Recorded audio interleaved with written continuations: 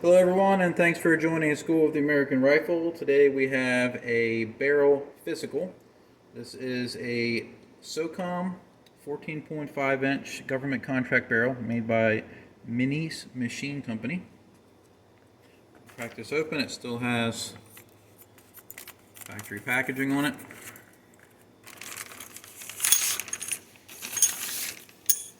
See, it has the SOCOM profile where it's heavy and it has these cutaways here. Put the barrel off to the side. Still has the wick in the chamber and the barrel. They do this for corrosion protection.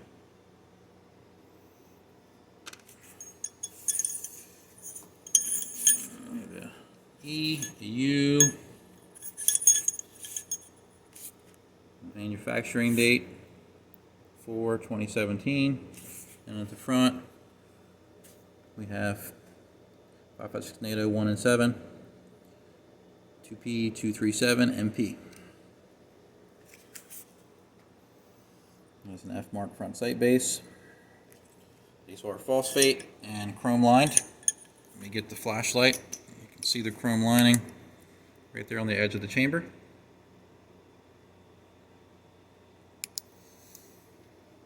I may have to put a patch down it so we can get a good scope image on it. So I'm going to do that real quick.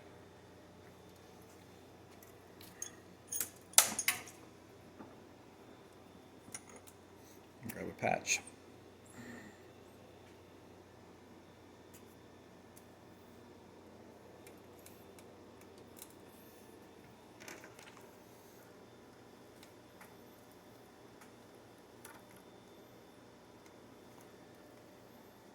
Still has some preservative or cleaner in there.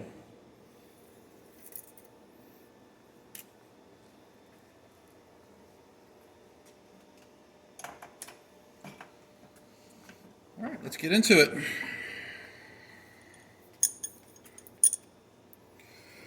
It has some cotton from the patch still in there. So let's check with Headspace. 14636 go gauge. We pass. 14646 go gauge. We pass. And the field gauge, we don't want it to rotate or close one. And we pass.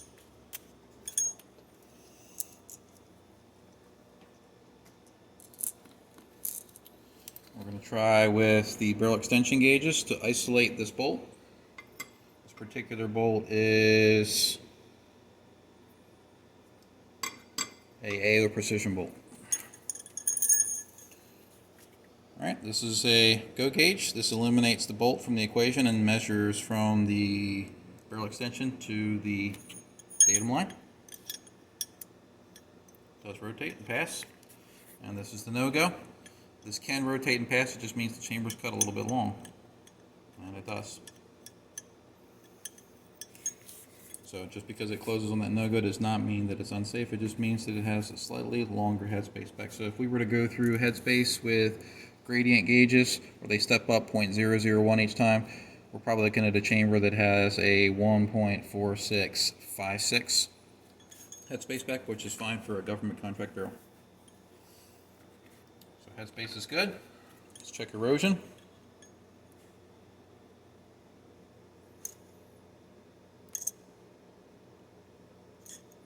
Erosion is at a 2. So again, not bad for a new barrel. Check muzzle erosion. Muzzle erosion is at 0.2195. Let's check for straightness. We're going to go straight up and down with this. And it passes.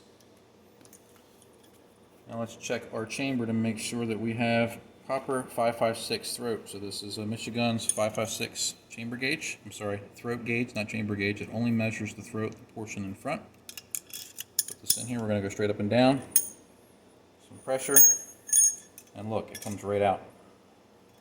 That's what we want to see with this gauge. See?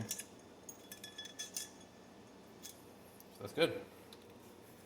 I'm going to try the chamber function gauge. This is a 5.56 NATO function gauge. This is checking for the dimensions of the chamber to make sure that the chamber walls aren't too small, make sure the neck isn't too small, and then make sure the throat has proper dimensions. We did just check this, but this is sort of an all-in-one gauge. Cleanly in and out.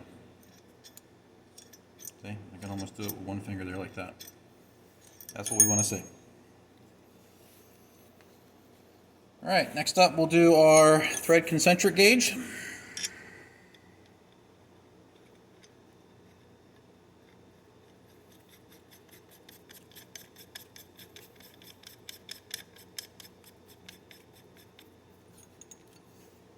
Our rod. And threads are concentric within 0.004. That's how close this checks. 0.004 or smaller.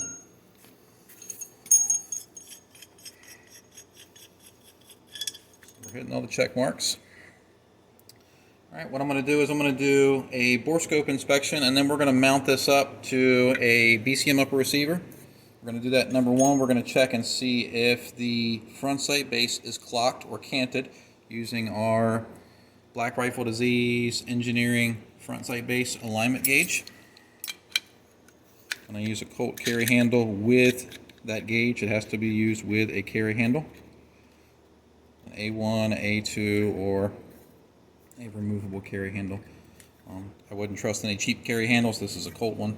So if you're buying some imported carry handle, I wouldn't trust that with this gauge.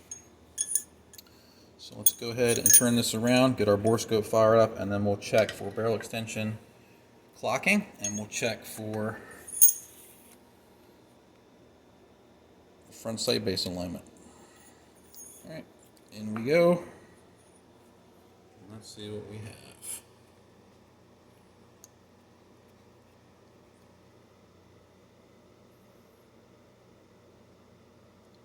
Chrome isn't perfect, but that's not terrible.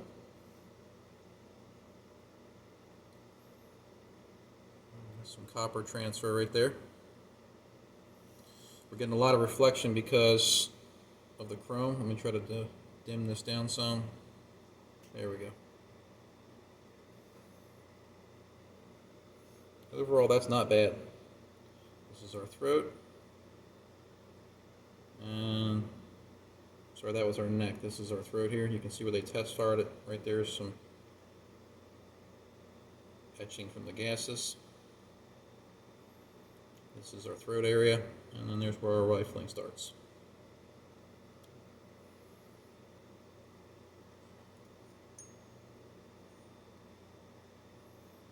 Pretty smooth for a government barrel. It looks like we still have some copper left over in there from the original testing of the barrel. Doesn't look bad though. Let's check and see what we get at the gas port for erosion. We're going to see a little bit.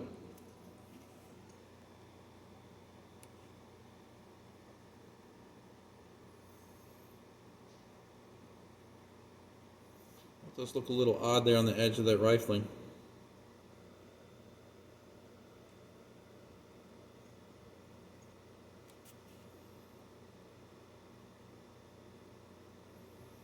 Having trouble locating the gas port. Let me try a different direction. Yeah, that's not good there.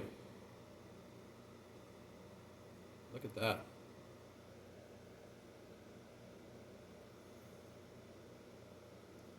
That's etching in the bore.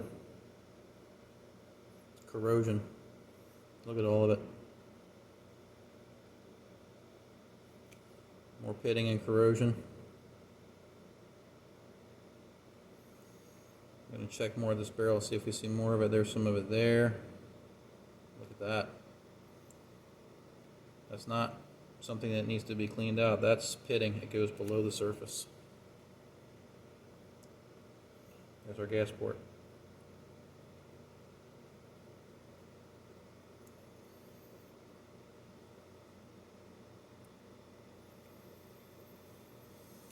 Alright, so what we're going to do, just to be sure, I'm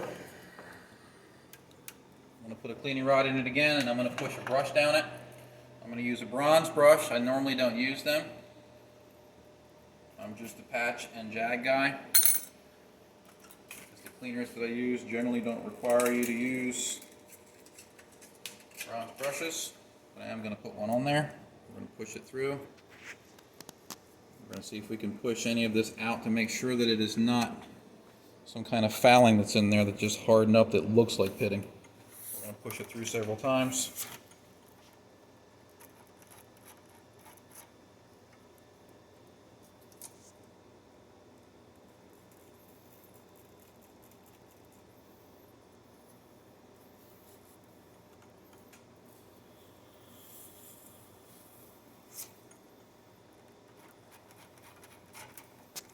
I'm going to push one patch through.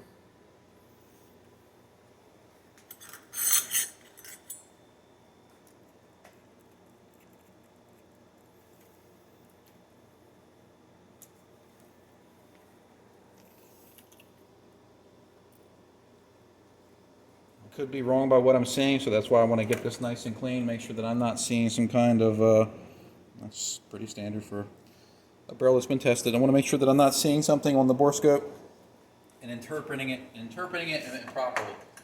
So let's go back in and look again.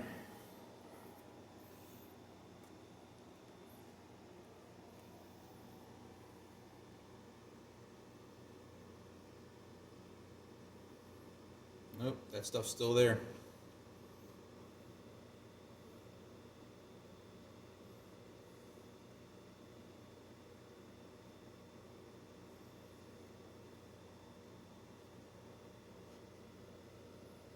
Looks pretty bad. Let me see if I can find those spots again. Here's the gas port. See a little bit of erosion on the left side, which is normal for being tested. I want to find those weird spots that we saw earlier. There's some of it.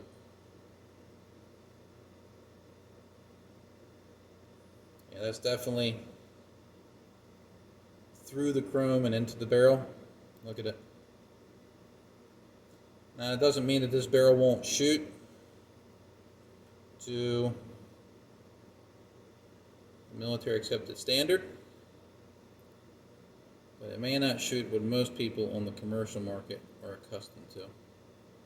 That's pretty deep there.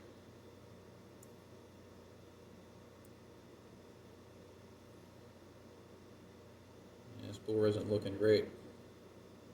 I wouldn't expect that kind of corrosion in there with the wick being in the barrel, but this could be something that was done with the manufacturing process just not being quite right. And it doesn't mean all these barrels from this particular contractor are this way. This one example is, though. Alright, so let's get this gauged out for the gas port. I'm going to knock out these taper pins so we can gauge the gas port. The taper pins aren't very even on here either. You can see they stick out more on this side here. Stick out more here than they do over there. We're going to knock them out.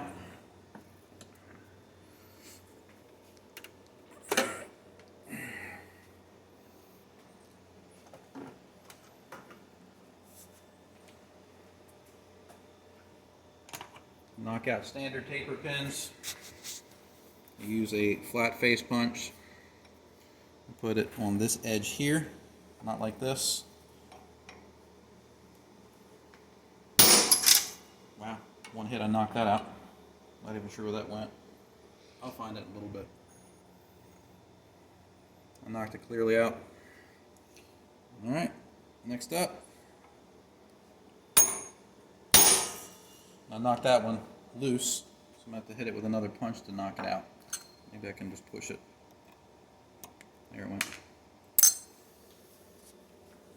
I'll find that other taper pin after the video is over so I can reinstall it. Oh, there it is. Stab myself with my pick. And this is just leather from my vice pads, so no damage there. Alright, let's move this forward. There's our gas port. And let's see what it measures out at. It's a 14.5 inch barrel. Let's see, 062 goes in. Not quite snug. 064 does not fit. 063 does fit. So the barrel is 0.063 for the gas port size. I did knock out those front sight pins. We're going to put them back in because we're going to check to make sure that the barrel extension, the front sight base is aligned properly. Now I did knock these out, so if it's off, you could in theory blame me for knocking these out and slightly misaligning them, but if they're done right, that should not happen.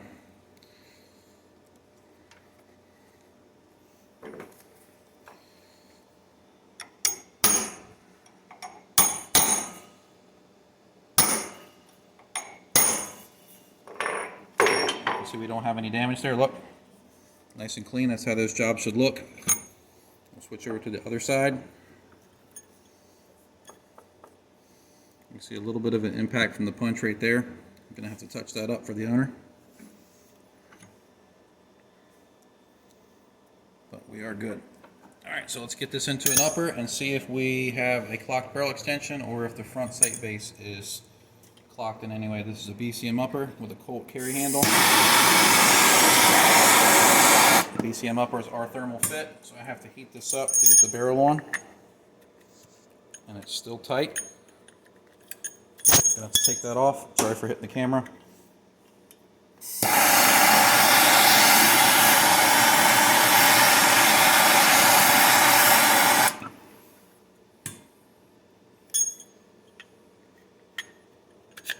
There we go. Just gonna hand tighten the barrel nut. The barrel nut does not appear to be phosphate. It appears to be nitride. I'm not sure if that's acceptable for government barrels. All right, let's check for front sight post alignment.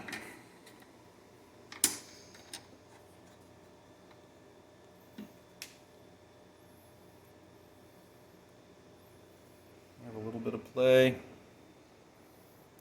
We're just about dead on.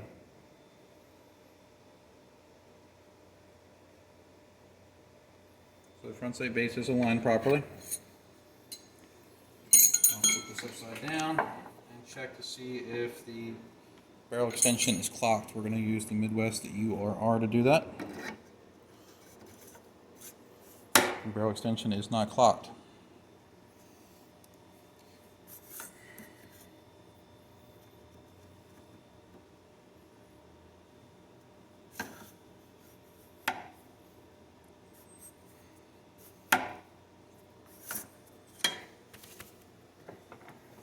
And again, we have some leather marks on the barrel. Those come off easy.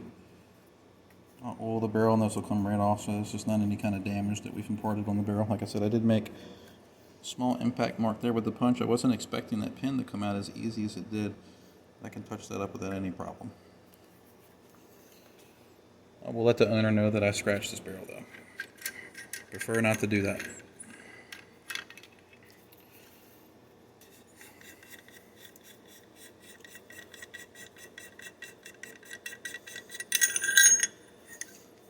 Grab the barrel and vise. We're going to heat this up and get this upper receiver off.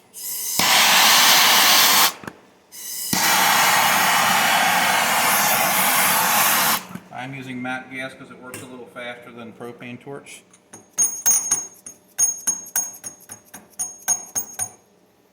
And then put it onto the granite so I don't burn anything.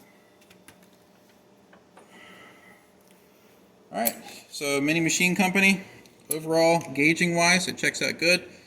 The downside is the Borescope inspection showed to have some pretty severe corrosion issues going on in the chrome inside of the barrel.